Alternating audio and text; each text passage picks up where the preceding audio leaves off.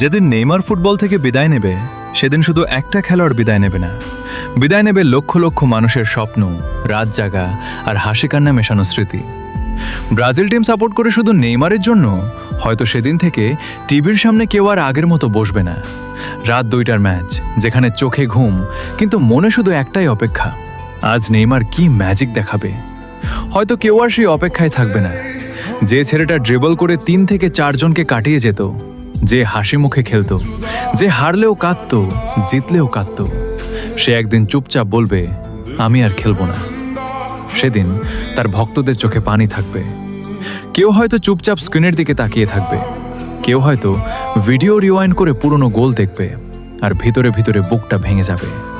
কারণ নেইমার শুধু একজন ফুটবলার না, সে একটা অনুভূতি, যার সাথে জড়িয়ে আছে হাজারো মানুষের কৈশোর, ভালোবাসা আর পাগলামি।